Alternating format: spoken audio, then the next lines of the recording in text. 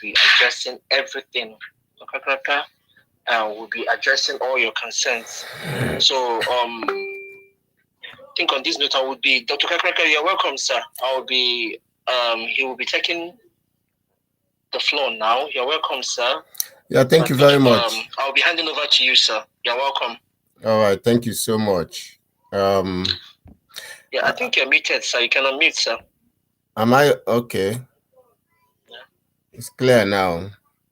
All right, thank you very much, Mr. Chris, and thank you again, Ada Global. Ada Igbo Global, yes, because of your selfless service to humanity. Thank you everyone for joining us in this live session. I hope you have your questions ready. But more than that, I want to wish each and every one of us a happy Easter. I know that it's a serious trying time for a lot of us. So I just want us to go straight to the point. You know, a lot of people think that cancer is incurable, but there are some certain things I want to establish first of all, because it's not only cancer that we battle in the world today.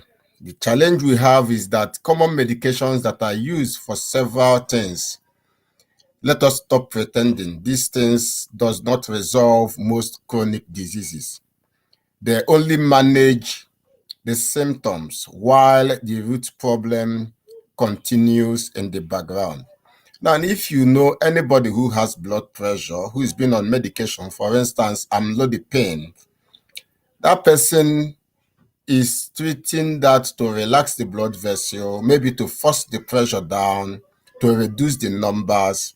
However, unfortunately, the vessels continue to become stiff. The circulation continues to become impaired, and metabolic stress continues to thrive in that person. Now, over time, you notice that that patient will often report that he's having fatigue, or maybe that he's dizzy, or maybe that he's having erectile dysfunction. That means he's not able to have an erection if he's to be a male.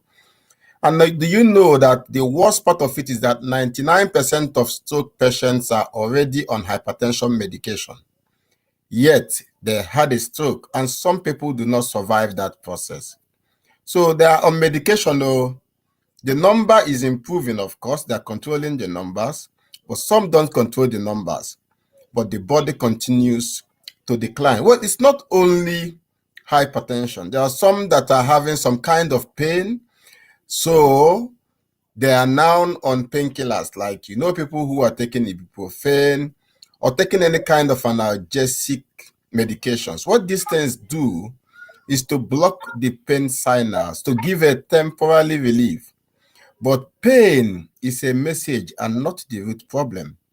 With repeated doses of these pain medications, you now notice that there is a gut lining that gets damaged. Inflammation continues to worsen. Remember, there's the last question we got on the group where a patient was asking, what of somebody who is having rectal cancer? And I cited that it's going to basically come either from use of antibiotics or painkillers. And do you know how many people now depend on painkillers in Nigeria? A lot of people depend on painkillers in Nigeria. When I talk about people that are on diabetic medications, take for instance, metformin, commonly called glucophage. It lowers blood sugar, of course, it improves lab results. But if you ask the real question, is insulin resistance arrested, which is the root cause? Is it being reversed? Now, in most cases, no. In fact, I had a few weeks ago a beautiful young girl, 34-year-old diabetic lady, consulted me for a guide and was asking me to advise her on how to solve her problem. She was diabetic. I asked her a simple question. I said, because she said for 7 years she's been treating diabetes. And I asked her a question. I said, for these 7 years, you're going to check up, getting your medication. Have anybody spoken to you about your lifestyle and about your diet? And she said no. So it means she's been going to the hospital, taking medication, and never had it occurred to any doctor to sit this lady down and counsel her about lifestyle, which is the basic reason why people are diabetic. So this is also true with cancer patients. They drugged my mother to liver cirrhosis and to early death, and that happened about in 2009. That was the primary reason why I chose the path of practicing medicine. So the pattern is always there. The numbers will improve, the symptoms will reduce, but the root cause remains. So what happens? The person is now subjected to more drugs, higher doses, even more complications. That's why I say 90% of cancer patients do not die from cancer. They die from the treatment.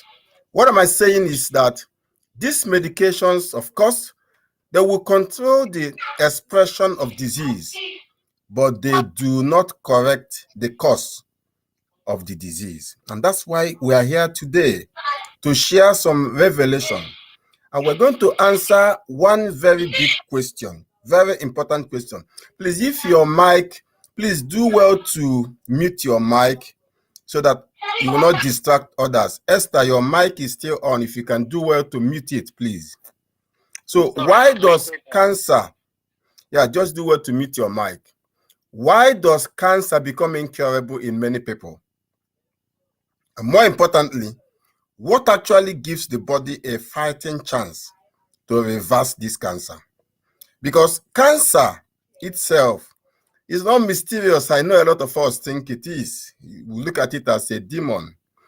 But what makes it unstoppable is what happens inside the body over time. All right?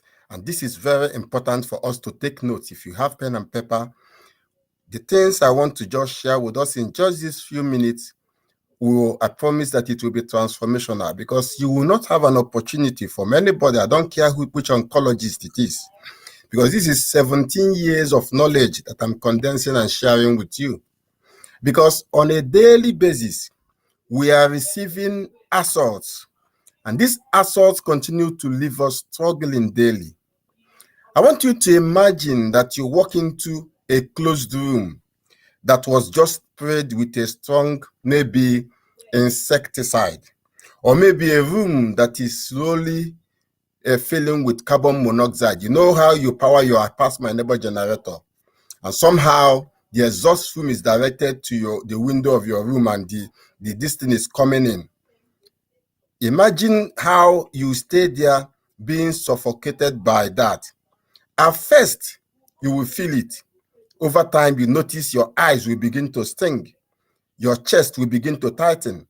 Your head will become light. Your body immediately begins to, to quiver, because this environment is not safe. Now, and imagine that you cannot leave that room. That means you will stay there and suffocate to death. About 7 years ago, we have stories of people who died. So some happened in Onitsha, where mistakenly a whole family of 5 died as a result of exhaust fume from generators. So that is exactly what many of your cells are experiencing every single day. I'm not trying to be dramatical. And maybe you are taking in these assaults to your body, but they are not instantly fatal. But that is how consistently, cumulatively, relentlessly, they are harming you. And what is happening is that your body is constantly exposed. Now, what are these things? Chemical residues in the food that you eat, especially ultra-processed foods that are packaged, all of them. That's why I say, when you pick up any food item and you notice that you can't read some things in that food item, some English there you can't understand in the description of the nutrient which the food was made, please, that food is carcinogenic. Would I talk about environmental pollutants? Will I talk about the pollutants in the air, in the water, or even medications? Because remember that in our climate, especially in Nigeria, we are so used to taking medication for typhoid, medication for malaria. In fact, anybody that has fever and goes to the hospital is told that it's either malaria or typhoid, and you have to take medication. Do you know how many times we continue to take this medication, abuse our body, and cause harm? All right. So would I talk about the synthetic compounds, especially for women that are using body care products? Do you know how many toxins loaded in these things that we are using? When I talk about the excessive use of sugar and processed food, now each of these things continues to cause harm that is difficult for us as human beings. It's difficult for our cells to cope with these harms. Put all these things together, they will continue to damage the internal environment of our body and force our cells to continue to struggle. And that is the response of your cells struggling is the reason why you have cancer. Remember what I just told you now. Oncologists will not tell you this. They don't have time to explain these things to you. It is that survival response of your cell. That is what cancer is. Because normally a healthy cell thrives in a clean, oxygen-rich environment. But when that environment becomes hostile, you notice that oxygen delivery becomes impaired. Waste removal becomes inefficient. Mitochondrial function declines. Inflammation rises. Cellular stress increases. And at this point, the cells has only two choices, either to adapt or to die. And the cells are wired to try to survive. It is that survival that brings about cancer. What I'm sharing with you is very important. I know we all are, because now by the time I start talking about ivermectin, you will understand why you need to look out of what mainstream has to offer you. A lot of us already are on chemotherapy. I treat dozens of patients on a daily basis who are already on chemotherapy. It's okay to be on chemotherapy, but you must have to have a basic routine that addresses your terrain, that makes the environment hostile to cancer. Because chemotherapy already will damage your immunity. That's what we call the NK cells. These cells are designed to target cancer and eliminate them. But once you start using chemotherapy, you are damaging these cells even the more because they are fast dividing cells. All right. I used to make a description of what I call the story of the dirty drainage. Very important story. If you live in a place, in those days, we know, let me take for instance, Obiago, when you go to a very dirty environment where you have the gutters are very dirty, you notice that there will be toxins, there will be flies, there will be bees, there will be mosquitoes, lots of, living things, pests within that gutter. Why? Because the gutter is very, very dirty. Now, there are two things you can do. You can maybe buy an insecticide or anything that you can use as a chemical to fumigate that gutter.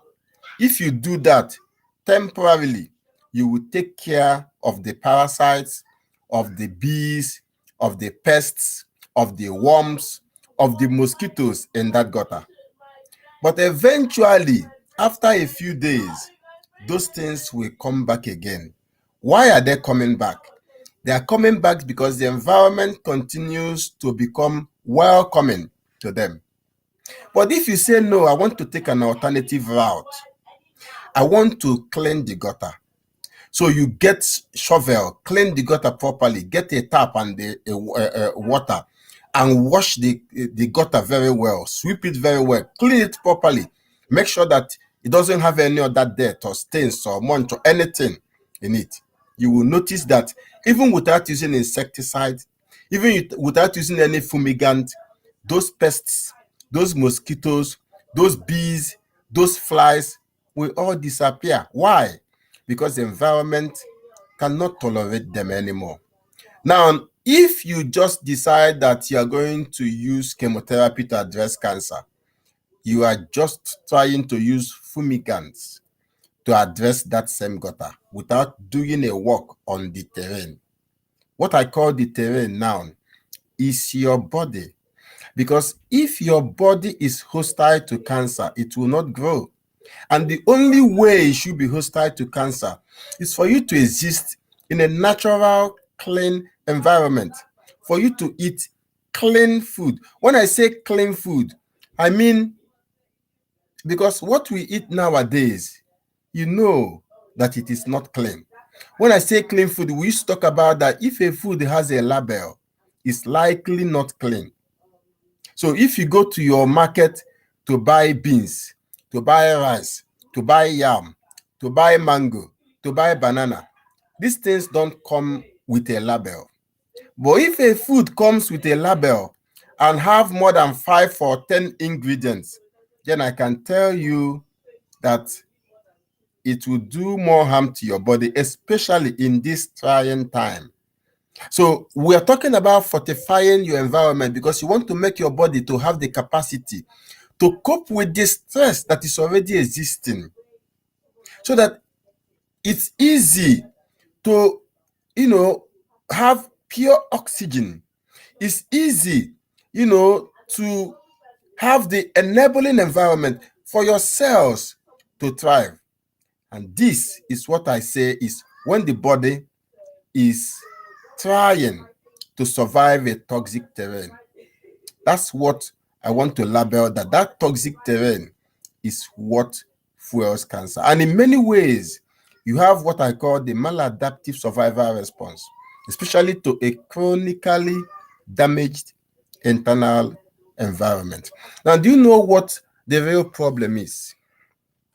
The real problem is that it's not just the abnormal cells, no.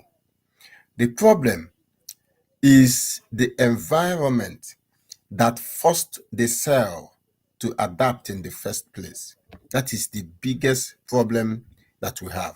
So when we now say we want to begin to treat the cell without addressing the toxic load, without addressing the metabolic dysfunction, without addressing the impaired detox pathways, without addressing the chronic inflammation, it's like trying to heal someone while they are still trapped in that toxic room that I described earlier. So there is a shift. Before we begin to look at ivermectin, there is a shift. And that shift is that true healing begins when you reduce toxic exposure, when you restore cellular oxygenation, when you support detoxification pathways, when you rebuild your metabolic flexibility, when you repair your gut and your immune. Remember, the person that sent a question about rectal cancer, I talked about repairing your gut because your gut is the seat of your immunity. Your gut is your second brain. So when you change this terrain, you will create an enabling environment for your cells to thrive and for cancer to go away. So cancer is not a random event. It is often an end result of a long-term cellular adaptation to stress, to toxicity, and to metabolic dysfunction. So the question is no longer, how do we kill cancer cells? Is it let us take chemotherapy or radiation or surgery? The question that I want you to begin to ask today is, what kind of environment are we asking ourselves to survive in? If you are here, you have cancer, ask yourself, what kind of environment am I brewing in my body to either fuel cancer, to feed cancer, or to starve cancer? So if you change that environment, believe me, you change everything. I'm going to talk to you about how to handle physical tumors. But first of all, you must understand again that you need to rebuild your internal environment so that you make your terrain hostile to cancer. Now, we all have cancer cells, and it is the truth. but most of us have it. It is in an early stage. And these cancer cells in this early stage, they are weak. They are weak because our immune system can still recognize them and clear them off. That's what we call the natural killer cells, the NK cells in our body. It's the frontline cancer hunter. They continue to patrol in your blood system, identifying and destroying abnormal cells, even before the tumors form. There's no prior exposure that's needed. But here, the problem is because of what I described earlier, the toxic load, chronic stress, poor sleep, because poor sleep will raise your cortisol level, keep it high always, which will raise your insulin level, keep it high always, which will cause metabolic dysfunction. And that can suppress the natural killer cells that is built into your immune system to target cancer. So it's not just about cancer and cell growing, it's about your defense system going silent. When you have a stronger terrain, you have a stronger NK cells, you now have a better surveillance, and you have lower cancer risk. So you can agree with me that cancer is not just a genetic problem, it is a metabolic and a terrain problem. So remember again, if you have your pen and paper, cancer cells survive by feeding on excess glucose, by thriving in low oxygen in the body, by hiding from immune cells, by using inflammation to spread, and by exploiting your stress hormones. So, and this is why advanced cancer sometimes becomes hard to kill, because when you are subjected to treatment, use of antibiotics, painkillers, chemotherapy, you will notice that it will continue to damage your terrain and create even more enabling environment for cancer to grow. And there is one single test that is used, especially during biopsy. Very important test. It's called the PET scan. Some of us here might have passed through that. PET scan is the positron emission tomography. It's one of the clearest real-world demonstration of cancer metabolism. That's what I will use to summarize before we talk about ivermectin. Now, before that scan, you will notice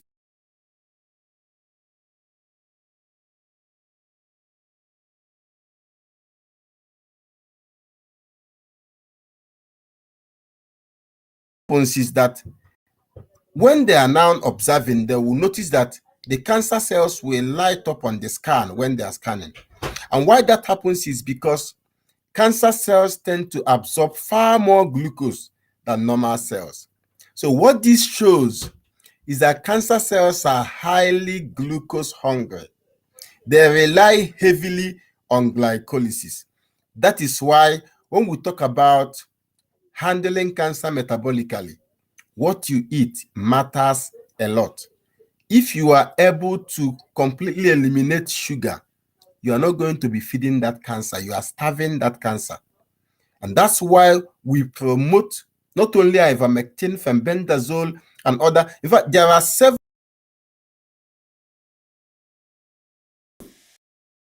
including berberine. Do you know that this is prescribed specifically to handle your glucose load?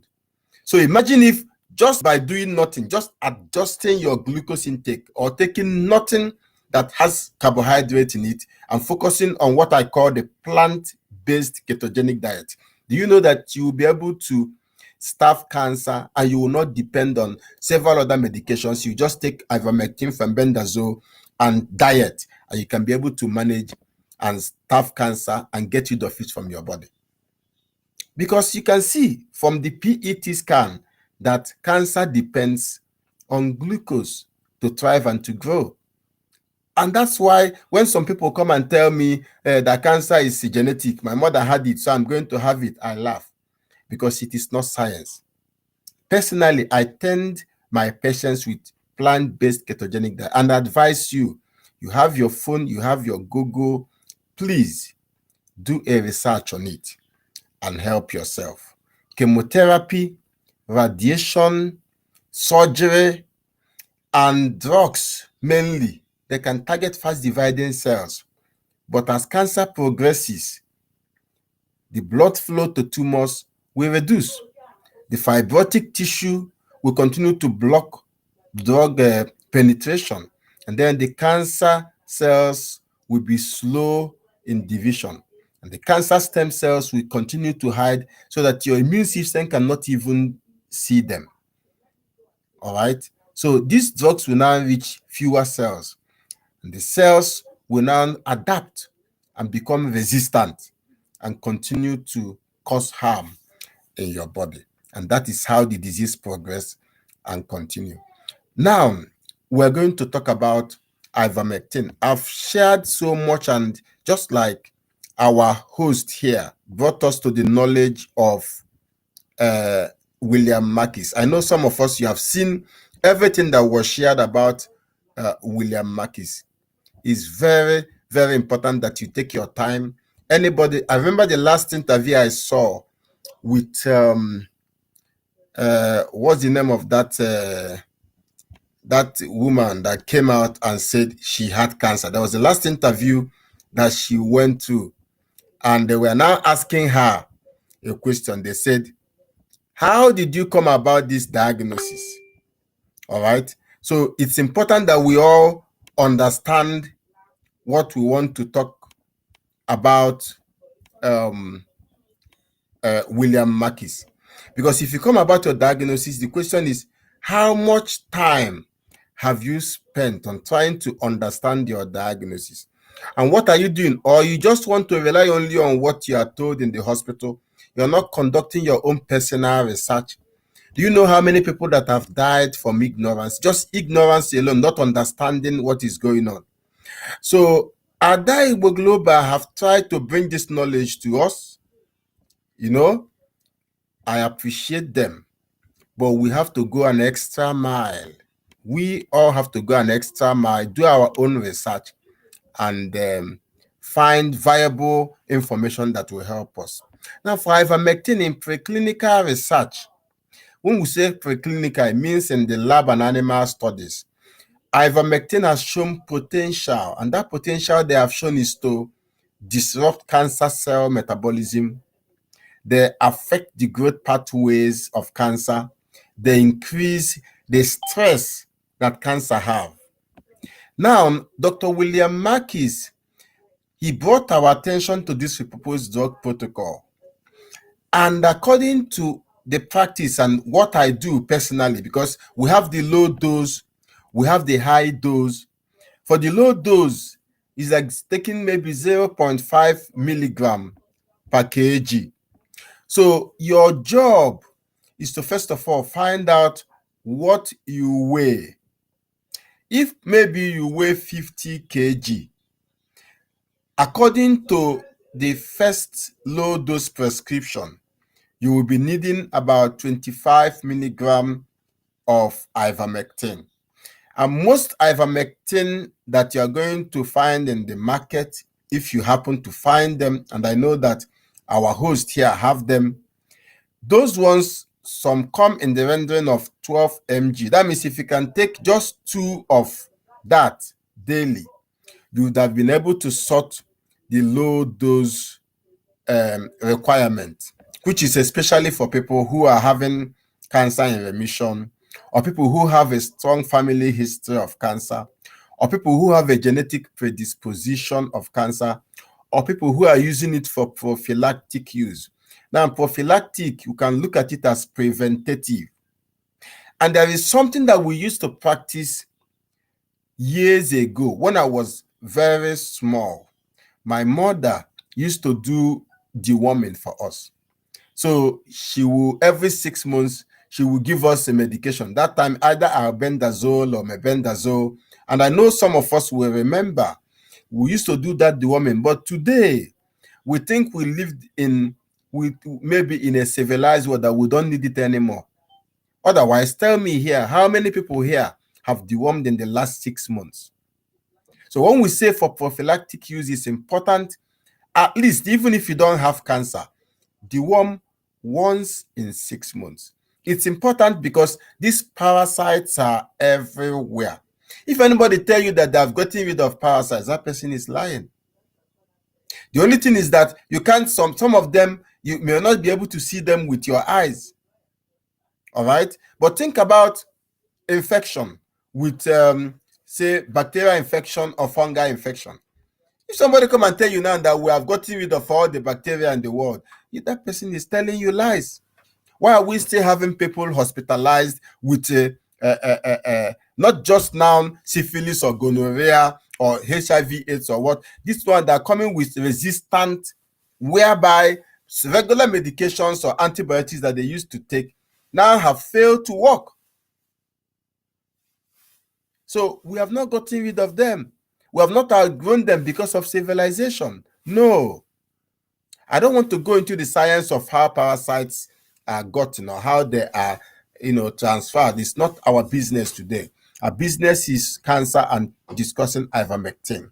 Now we have the medium dose, and this medium dose is what I mostly suggest for anybody who has cancer stage 2, stage 3, and what have you. And that is 1 milligram per kg. It means that if you weigh, say, 50 kg, you will have to take about 50 milligram of ivermectin. Now, when we say 50 milligram, if you're able to take the rendering that comes in 12 milligram, if you take about 4 tablets of it in a day, you'd have been able to sort this problem. So this is the most dose that I use. It's a starting dose for most cancers, including people that got tubal cancer, lymphoma cancer, breast cancer, colon cancer, lung cancer, melanoma, testicular cancer, cervical cancer. I saw somebody that was asking questions about cervical cancer, ovarian cancer, or even kidney cancer. Now, there are some people that subject themselves to high dose. I don't use high dose for now because I don't, I focus strongly on the terrain. What I mean, I focus on the terrain. I believe that anybody who is, maybe you are fasting and eating less, in a way, you are starving these parasites. So if you introduce a low dose of ivermectin, you will deal with them quickly. Compared to somebody who is a voracious eater, who is every morning is making a cup of tea, drinking, in the afternoon he eats rice, in the night he eats rice or swallow. That such a person, if you give him high dose, it will be fair. But for me, I don't use high dose because I try to, first of all, build in discipline in that cancer patient. You need to have discipline because you need to be ready to beat cancer. So you need to build it into you, have that mentality. All right. So for the high dose, for people who cannot control their voracity of eating, you have to start with 2 milligram per kg. What it means is that you're going to pay more for your incapability to handle your appetite.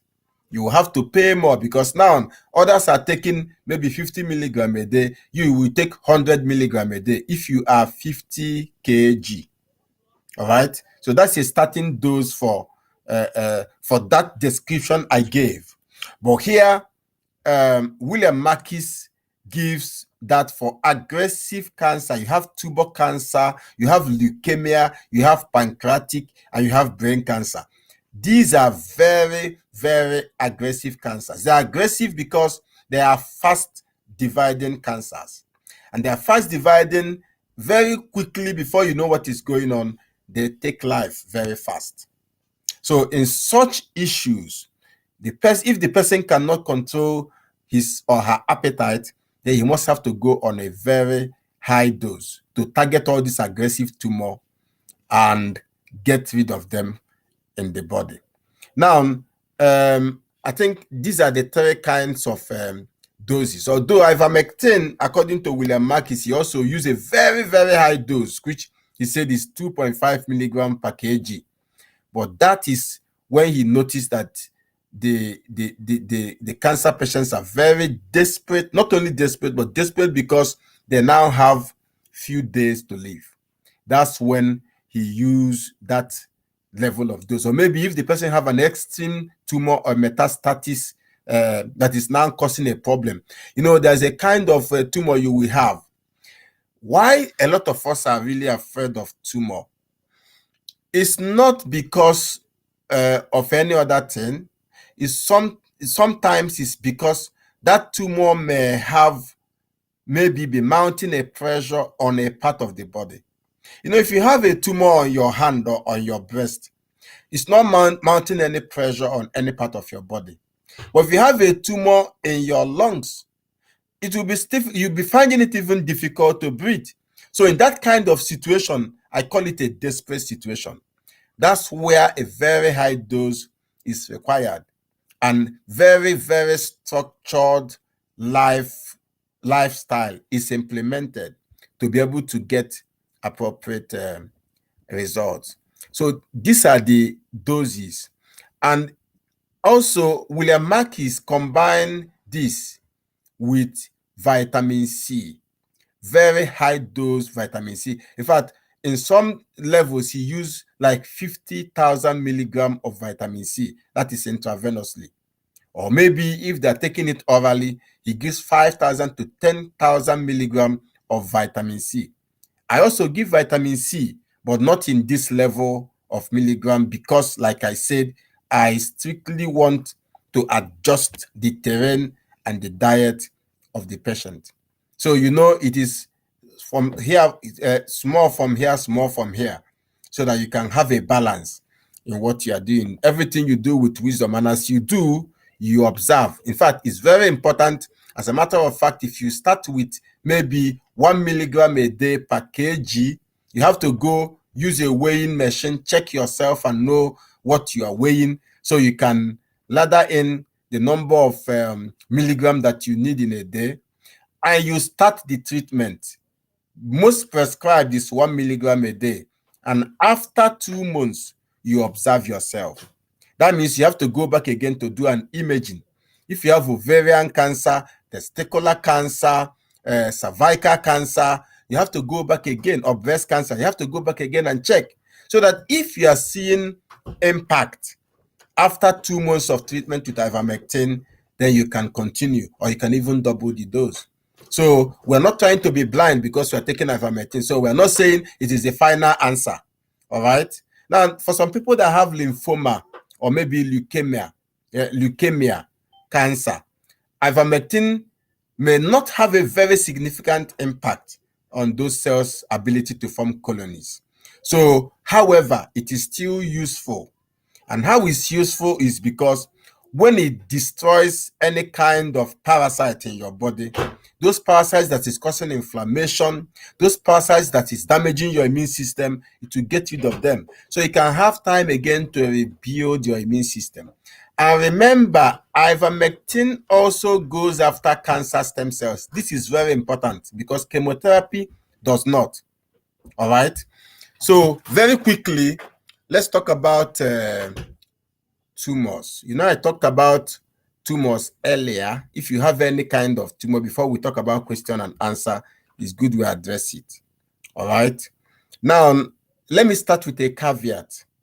Trying to destroy a tumor externally without understanding that it has an internal connotation is not my stance. So even if you remove a tumor, if you go to the hospital, use surgery, cut out a breast cancer, it does not mean that you are cured of cancer. I'm sorry. If the internal environment remains the same, if your body remains an enabling environment for cancer to thrive and to grow, no matter how many surgeries you attend, it will not stop the problem. That's why in my own classes, when I teach how to eliminate fibroid, I say some people will go for, do you know how many times people go for surgery? But if they don't look at the underlying hormonal issue, at the end of the day, the fibroid will grow back again. So it is for cancer. No matter what kind of surgery you go, if you don't address an environment that foments the growth of cancer, the problem remains unsolved. You know why? Because cancer does not start as a lump. Cancer starts in your environment. Metabolic dysfunction, chronic inflammation, gut imbalance, toxic burden, hormonal disruptions. That is how your cancer starts. So the tumor is not the beginning. So even though I'm going to teach you how to get rid of the physical tumor you are seeing, It is not the end of. I'm not saying that once you do it, that your cancer have disappeared. Now, if you have your pen and paper, take down castor oil and DMSO. That DMSO is dimethyl sulfides. When you mix it with castor oil and apply it on any area that you have that tumor, it will speed up the rate of the dissolution of that tumor. The reason is because castor oil is used in ancient times, even today, because of its capacity to penetrate the body and stimulate circulation, fast metabolism. You know how when you eat a very hot food, you notice that you are sweating. You have stimulated circulation, faster circulation, just by that kind of food, either hot food or peppery food. That's the same thing. When you apply castor oil, you stimulate circulation. And remember the purpose of blood. Blood is there to take in oxygen and nutrients and take out metabolic waste. So as you are using castor oil to stimulate blood flow, blood takes in oxygen to fuel the good cells with nutrients, and blood takes out the waste that is coming from that tumor in your body. That is how castor oil and DMSO. That DMSO is a carrier.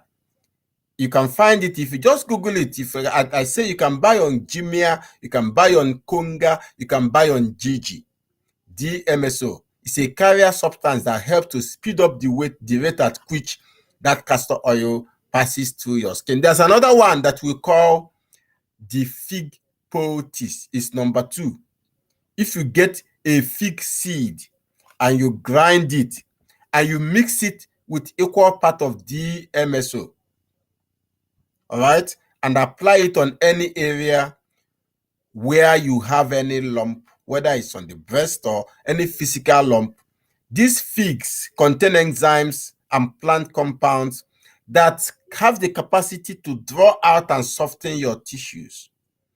And as that happens, because of the DMSO, it will speed up the rate of this transition of these compounds into your system, especially the area where you have the tumor, and it will speed up healing. And the third one is what I call your very popular turmeric. You know, turmeric, when you get turmeric and crush it as a paste, then if you can get frankincense oil and black seed oil, mix them on equal parts and apply it wherever you have such tumor in your body, and it will help in melting that tumor. So these are the 3 required, combos that you can use to dissolve the tumor. So our time is already fast spent. I think we have maybe 13 minutes more. So it's an opportunity for you to ask any kind of question. If you want to ask question, feel free to unmute yourself and ask the question. And if you missed any part of what I said, also feel free to request for, because I think I requested for this to be recorded for people that are not able to join us, so that they can be able to understand. So feel free to unmute yourself and ask a question. China, I think we are good to go. Yeah, Dr. Stella wanted to, she has been putting up her hand. So, Dr. Stella, I don't know if you want to say anything. You can just unmute and speak. All right, Dr. Stella. Yeah.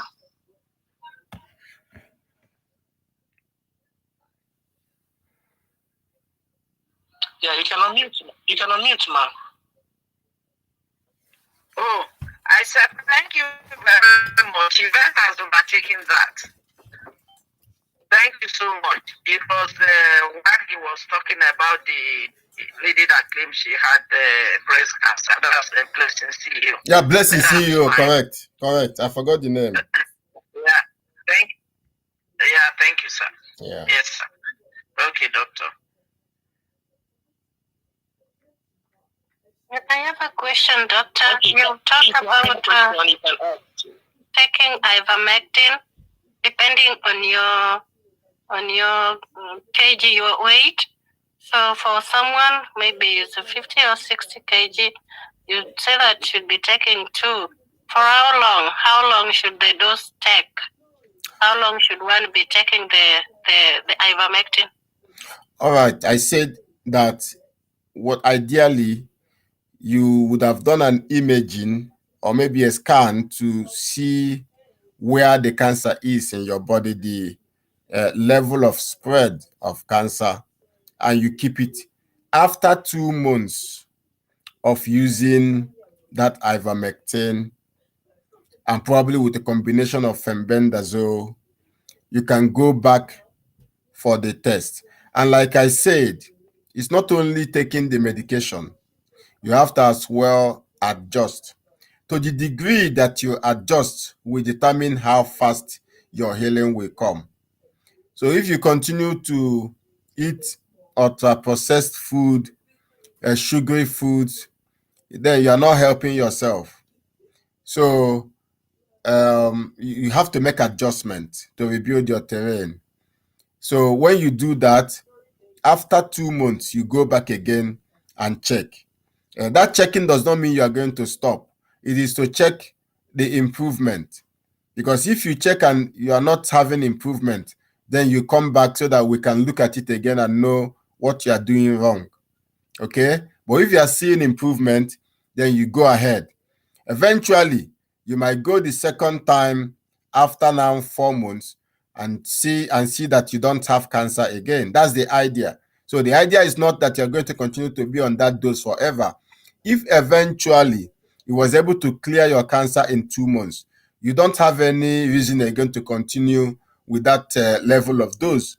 That's when you can start taking the prophylactic dose. Or maybe you can be taking the intermittent, where I said you must have to do it maybe once in 2 months or once in 3 months. All right. So any other? I hope I'm able to address the question. Any other question, please? Yes, I have a question. Thank you very much for all the explanation. In my own case, I've been dealing with the breast lump since 2021, and because I refused to do an operation, because what they said that the lump is articulated on my left breast, they were going to take the left breast all out, so I refused. So they now gave me tamoxifen. I've been on that for about 4 years now, and on the 30th, because I started having pains on my body, just pains that was not going with antibiotic they gave to me, because I'm taking ibuprofen 600 milligrams, so I'm dealing with that. So they now sent me to go and do another CT, which is on the 30th. They now found out that it has spread to my bones. So, and on the 9th, I have the doctor's meeting, but before I came across this line, my husband introduced me to it. So this Ivaten, I've already ordered for it, and they said it was going to come. So for somebody like me, I'm 87. I'm weighing 87. So, and second question I want to ask about the Ivaten. For me, that is weighing 87, and for my own case now, with the breast and also the one that has spread to my bone, how am I going to be taking it? Which gram will be okay for me? That is number one. And number two, is there anything like also going away like from meat and I don't know, like apart from the sugary things, what about the food? Like you said, processed food. I don't eat processed food. I cook, but oil, meat, and fish. I don't know. Maybe you can give us a tip, like on the diet side. Thank you, sir. All right. Thank you once again. Just like I described earlier, I said that if you focus only on chemotherapy alone, without making very important adjustments in your lifestyle and your diet, that your chances are slim. But good thing that you are here now with us, and by God's grace, you're going to be one of the testifiers in the coming days. What is important in your case, according to your weight, you said you weigh 87. and your dosage. I will advise that you combine both ivermectin and fenbendazole. But beyond that, I will strongly advise a more stricter diet. And remember, the most preferred diet here is a diet that will not end up in your body as an acid. And diet that will not end up as an acid, precisely I say, is plant-based ketogenic diet. Now, the body runs on both glucose and on ketones. Our normal cells have the flexibility to run on either ketones or on glucose. But cancer cells, unfortunately, does not have the flexibility to run on ketones alone. So what it means is that if you go on plant-based ketogenic diet, you will eliminate any fuel that cancer will need to thrive. And you mentioned that your weight is 87. I don't know what your height is, or in summary, I don't know what your BMI, the body mass index, is. If you are able to check and let us know, it's important that you lose some weight. There is a dictum that if you want to travel far, you need to travel less. So in your case, if we're able to know what your height is and compare with your weight, that means you must have to do more of intermittent fasting. Intermittent fasting will support you because of your body will use what is called autophagy. Your immune system will begin to go up on unnecessary cells. You know, I've had cases where some people are so afraid of fasting because they think maybe it makes them weak, or because it makes them to look very lean or very thin. I said, no, you must have to work very hard, first of all, as priority, to preserve life before you talk about that you have lost weight or you are not looking healthy. The primary thing that you must have to pursue is the preservation of life. I've had a case of a patient who was chronic. He was given only 4 months to live. He happens to be a pastor. When I administered to him, after some time, his complaint changed from he's having all sorts of pain to that his members in his church are now telling him that he is so lean. I laughed. I said, remember that your complaint before was that you are dying of pain and you were given only months. But 7 months later, today, you are now complaining that you are so lean. What do you want? Do you want to be fat, or you want to die? Which one do you want to choose from? So we have to set our priorities right if we understand what your weight is, so that we can find a way to help you to lose some weight. Now, when I talk about terrain change, there are certain things time did not permit me to mention because we are very conscious of time. Now, terrain change is not only about diet. Terrain change requires a build-up of your gut health. Remember, I said the gut is not only the second brain. The gut is the seat of immunity. And you need immunity to have the capacity to thrive, to withstand cancer. So how do you build your gut? When we talk about the gut, we'll talk about the gut microbiome. In 95% of the cases of cancer that I have seen, I've almost always seen a case of a gut dysbiosis.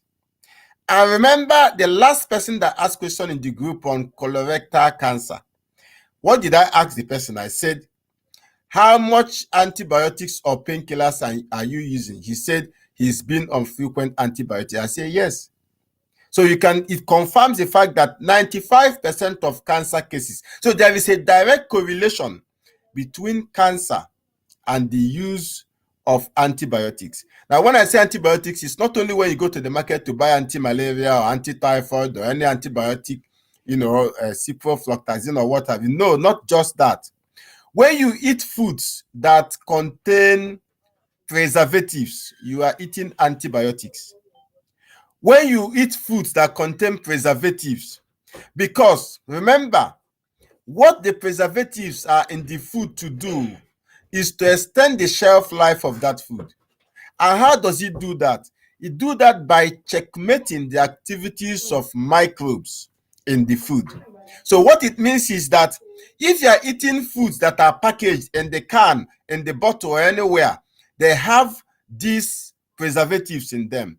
And when you eat these foods, they get inside of you, and the preservatives will also cause dysbiosis. It will damage the microbiome in your gut, whose responsibility is to keep you alive by training your immunity. So when we say you need to rebuild your gut microbiome, that is where taking fermented food comes in. Taking probiotic, prebiotic, postbiotics, that is where it comes in. Remember, I said there is a direct correlation between the gut microbiome integrity and the proliferation of cancer. So apart from just talking about medication, taking chemotherapy or ivermectin or fenbendazole, the number one thing that you must target as a cancer patient is to rebuild your gut microbiome, because it suffers a lot of damage on a daily basis from chlorine in the water that you drink, from preservatives in the food that you eat, from medications you take, even medications that are not antibiotics, even the ones that are not painkillers. They can also cause harm because these things are petrochemical drugs. So they will cause harm to your gut microbiome. This gut microbiome, I don't joke with. I've done several series on gut microbiome. I've been able to recover somebody who was running mad just by giving the person a probiotic yogurt. And here I'm very practical, because I want you to make the yogurt. You must, to heal, you must have to be disciplined. You must have to take it upon yourself to heal. So I teach, the only thing I suggest for you, my recommendation for rebuilding your gut microbiome is eat fermented foods, your kefe, your kombucha, your sauerkraut. Soak your plantain in water, cover it, unripe plantain, add some water in a can, cover it, leave it there for 3 days, drink the water. Soak your cabbage in a glass jar, add some apple cider vinegar, cover it, leave it for 3 days, eat everything you have. In fact, set up 7 different glass jars and repeat this thing and eat 1 jar every day. As it's finishing, you are making a new one. You are going to be surprised in 2 months how you will jack up your immunity and clear out the cancers in your body. These things, rebuilding your gut microbiome is very sacrosanct, very sacrosanct. So I talk about the fermented foods, the probiotic, the prebiotics. Prebiotics are things that enable, they are like food to this microbiome. It's what enables them to feed and to grow. In fact, there are certain infections that come to me that I don't talk about even herbal antibiotics like garlic, red clover, or what. No, what I do is I give these people fermented yogurt. I say, go and take it. And they'll be surprised. And my recommendation, most of us here are aware, is L-reuteri. Either you use L-reuteri, that is Lactobacillus reuteri, or you use Akkermansia muciniphila. You must have the discipline to make your yogurt yourself, because it's not this thing I'm telling you, the yogurt, you can't buy it in Nigeria. You can't buy it. And when I say fermented food, please don't go and buy all this colored yogurt that they are selling you. Those things are not yogurt. All those things are not yogurt, please. You must have to have the discipline of making your own yogurt or making your own fermented stuff. Do you know, in the olden days, I look at my grandmother from my maternal side. When we go to the village for Christmas those days, she would take me into what looks like a dark room. In that room, you will have maybe an old 50 cl gallon, and she would have soaked cassava in that. When you enter that room and open that thing from the nylon where you used to cover it, it will be smelling cassava like it's rotting. It's fermentation. In the olden days, do you know, they don't, my grandmother never served us gari. I don't know how gari came about. Was because we lived a township life. Whenever we go to the village, it's that cassava fermented, smelling. And that's how our grandmothers thrived without cancer. Our great grandmothers, that's how they thrived without cancer. They were eating fermented. And I tell you, the same apple or fufu that we are eating today is not as fermented as the one that our grandmother used to serve us. I'm not joking. So don't play with that. I don't know how God taught them of building the gut microbiome, but do not play with this information. If you build back your gut microbiome, you would have taken care of 40% of cancer, at least. So you know that you have a 50% war to fight with medication and then with other kinds of food. So these things are important, especially rebuilding your gut microbiome. Then how is your sleep?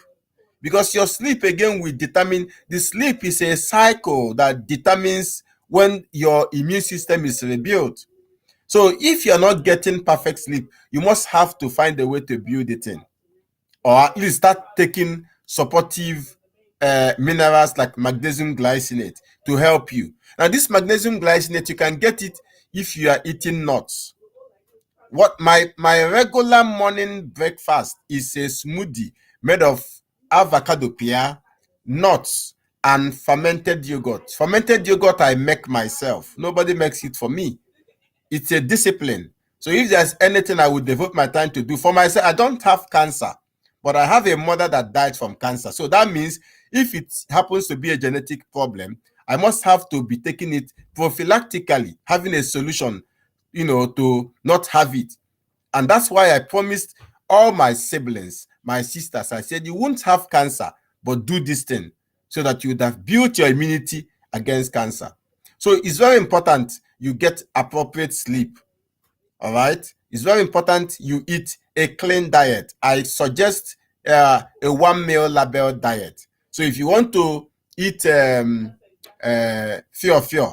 I don't know how many people recognize this, or if you want to eat, well, call it breadfruit or bambara nut. But I focus more on plant-based ketogenic diet. That means it is absolutely low or no sugar. All right. So I think if you do that in the next 1 month and you go back to the hospital, you'll be surprised at the result based on your complaints currently. Thank you once again. Let's give other people a chance to ask questions. If you have a question, please, because we're already 7 minutes past our timing. So ivermectin is very good. I've told you it will help to address cancer from the root. That's what we call the cancer stem cell, and chemotherapy cannot handle cancer stem cell, because if chemotherapy can handle cancer stem cells, we won't have a proliferation of cancer where people are already under treatment. Do you know how many people that we have seen under chemotherapy and they are getting worse? That's why I said that 70% of cancer patients die from the treatment. So that's why it's important that you understand the things we are sharing with you in this live. So because the hospital will not tell you ivermectin or fenbendazole. All right. So this is something that you have to find out for yourself and use it and support yourself and your healing. So our time is far spent. If you have two people are raising their hand. Yes. Yes. Unmute and ask your question, please. Yeah. Okay. Good evening, doctor. Good evening, everyone. Yeah. Good evening. Please, I want to ask for this probiotic. Those of us that are not in Nigeria, that are in Europe, and all these ice cream, all these yogurt, they write probiotic. Is it okay for us if we cannot prepare all those? Yes. It's better than not. Yeah, it's better than not taking any. But my caveat is leave all those colored ones that have coloring, flavoring, sugars, or what have you. Just go for Greek yogurt. If you are living in Europe, it's better because even in here you are going to find kefe. You are going to find kombucha. I make my own kombucha, and I have in my kitchen, I have a regular brewed kombucha. In fact, I have the one that has been there for 15 days and counting. And it's not difficult. If you have this strain, put it in there. When you finish the first glass, add more. Just continue to add more. It's not stressful. So this kombucha you can buy if you're in Europe. You can buy it in the stores. You can buy it in Tesco, you can buy it in Aldi, you can buy it in Lidl if you are in Europe.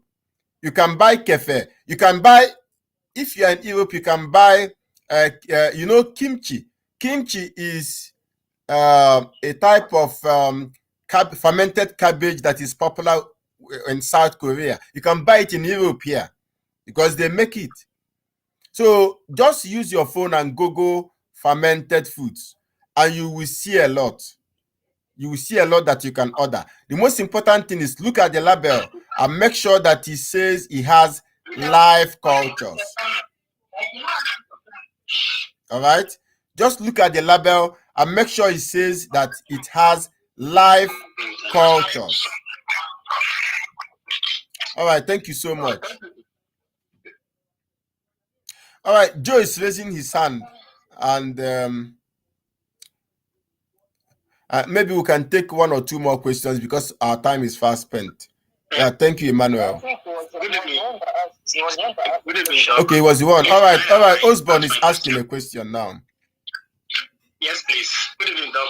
Yeah, good evening. Thank you so much for the lecture. Yeah, thank you. Please, my question is, my wife is 90 kg in weight, and she's 5'3" feet, 5 feet 3 inches height. What kind of treatment can she? And she's treating for cervical cancer. What kind of prescription will you give for her, please? All right. And also, I will also ask for a video, a recorded video or audio of this lecture, please, so that we can listen to it again after now. Oh, all right. You agree with me that your wife's BMI is very high, considering that she's 5'3" and she's 90 kg. So her BMI is very high. And honestly, all through my life, I have not seen an old fat person. What I mean by that is, if you check in the history of times, people who are old, people who have a long lifespan or long life expectancy, you will notice that they are always trim. That's why you find the green zones of the world in Asia where you have lean people. So that also, goes in supports my dictum that if you want to travel far, you need to travel light. So your wife will do more of intermittent fasting. Now, when I say intermittent fasting, I'm not saying she's going to, starve completely. Intermittent fasting is she can do what is called OMAD. OMAD means 1 meal a day. So in that 1 meal, she will only concentrate on high nutrient-based foods that will support her to make sure that her cells are properly nourished. All right. So she can have a 6 hours eating window and an 18-hour fasting window. All right. This is going to be the fastest rescue to help her to lose weight. The reason is because weight is always a similitude to cancer. Weight shows that there is chronic insulin resistance. And insulin resistance is a very strong root cause of cancer. Because when insulin is high in the system, it will propel the deposit of fat and cancerous cells or tumors in the body. So, but if he's able to start this on MAD and focus on high nutrient food, it will help her. Now, that high nutrient food, like for me, personally, the fufu that I eat, my own swallow, I make it from mixed vegetables. When I make a juice that I drink, like I make celery juice, cabbage, and I'm saying it to everybody here. It doesn't matter if you have cancer or if you don't have cancer. When you make your vegetable juice, I buy cucumber, I buy cabbage, I buy broccoli, cauliflower, celery, and beetroot. When I grind it, I extract the juice and I use the bulk to form my own swallow. So it's another way of adding enough fiber. And this also goes to the person that has colorectal cancer. Is it colorectal or rectal cancer? You don't eat. If you are eating gari and you have cancer, you are here and you are eating gari, you are doing yourself a disservice. If you are here, you are listening to me, and you are eating semolina or semovita, or you are eating pounded yam, or you are eating rice swallow, because I know in some Asian countries it's rice they use as swallow. You are doing yourself a big disservice. So what I'm saying in essence is that 1 meal a day, let it be a concentrated nutrition, where she's not only taking that vegetable fufu. That vegetable fufu, when you get it, you can put it on fire and add what is called psyllium husk as a binder. If you can't get psyllium husk, you can use oat powder as a binder. In fact, you can even use fermented potato powder as a binder. A binder means it will help to hold the vegetables together. And then you cook vegetable soup and you give your wife.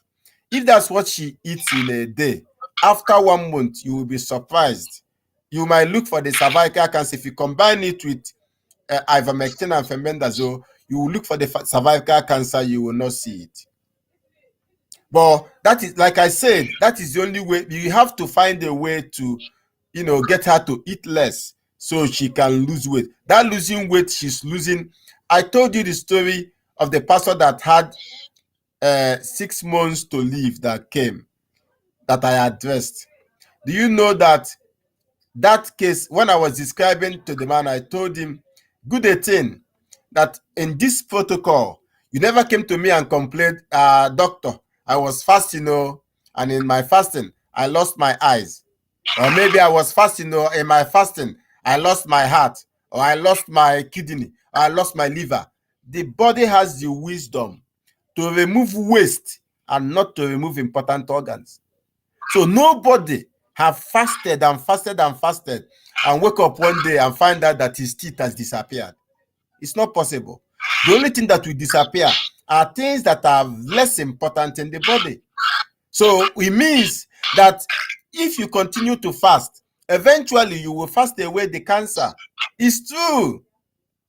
It's true. Have you not seen people that are so lean that they don't have flesh on their body? So if you become lean that you don't have flesh, where will the cancer be again? What would it feed on? I'm not saying it's going to get to that. No. But what I'm saying is that you will continue to have that discipline, and then after 2 months in the therapy, you can go for imaging. Test yourself again and see, are you improving? So that if you are not improving, you come again for a deep dive and ask yourself, there must be something that you're not getting wrong. Nobody should die of cancer. Nobody.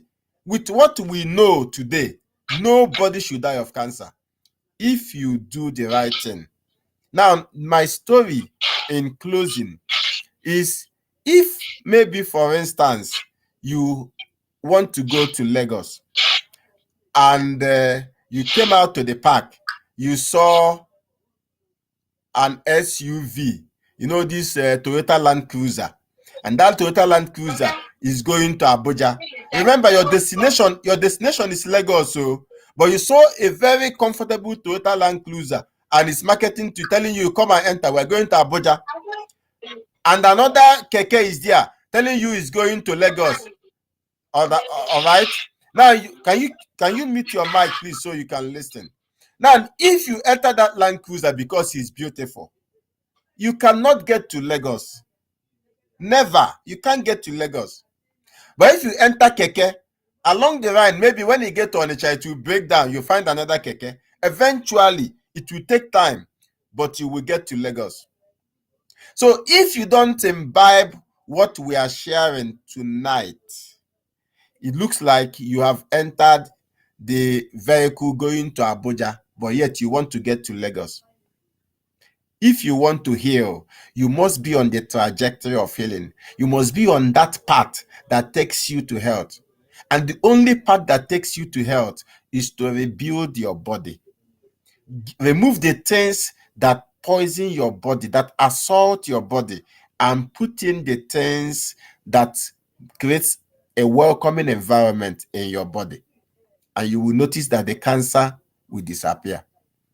It may not happen today.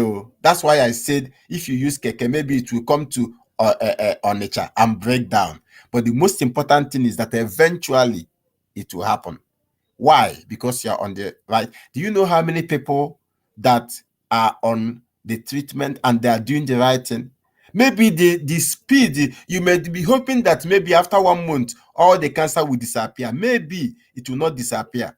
But eventually, after 1 month, you will notice that the pains you used to feel are no more there. After 2 months, you will notice again that the swellings are no more there. After 3 months, you go again and scan, you will notice that the imaging have changed. What they saw before, they can't see it again. So it will be a gradual process, because that cancer you are seeing today, it did not start today. It did not even start last year. That's why when people are diagnosed and they are always hurried into chemotherapy, and nobody should bamboozle you or hurry you into any treatment, because that cancer did not start that day. When you are diagnosed, go home, sit down, pray to God. You need peace of mind, first of all, for you to be able to fight. Pray to God and ask Him for direction.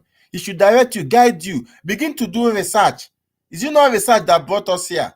How would we have met if that somebody did research and found about ivermectin and fenbendazole and come to share with us? So you must have to have the discipline to research. All right, thank you very much. Our time is already 21 minutes overspent. Thank you, Mr. China. I really appreciate you, because you don't know what you are doing. You don't know what you are doing. You are saving lives. And that's why I want to work with you. And I also want to thank Adibo Global, because I see what she's doing. I follow her, and I also watch, because she's very articulate, and she's in fact, I love what she's doing. I encourage her, promoting us as Igbo, representing us properly. I really appreciate. All right. So please, because of time, if you have any more question, you can ask in the group, and when we have time, we can always attend to the questions. Thank you very much, all of you, for being live with us. Please, if you have any question, nobody is disenfranchised. Ask your question. And if you don't understand plant-based ketogenic diet, or if you want suggestions, don't worry. Just come to the group and ask the questions. We are going to bring it. We are not making it private. We are making it public. If you want to understand what is plant-based ketogenic diet, we share it in the WhatsApp group, so everybody will learn. And we want to see thousands of testimonies.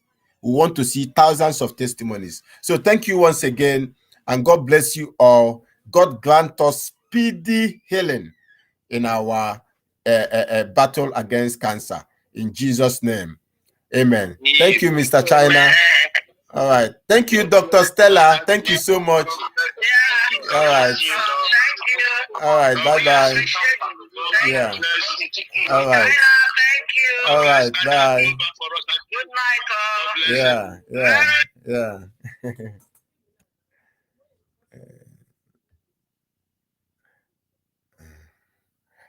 Hey. Oh, oh, oh, amo. Hey. Hi. I'm so happy. Hey, Kabugomo. So happy now.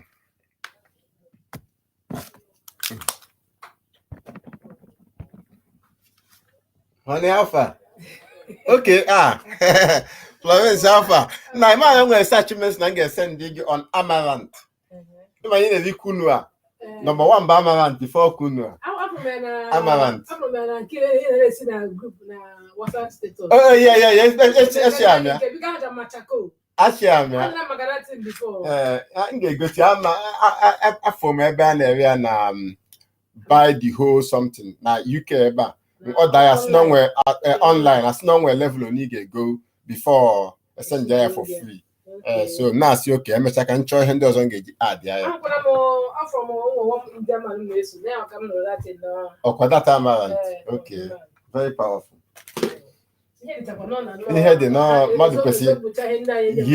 Yes.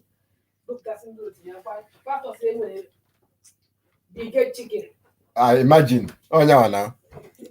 2 days called the harvest. Hey, honey, Alpha.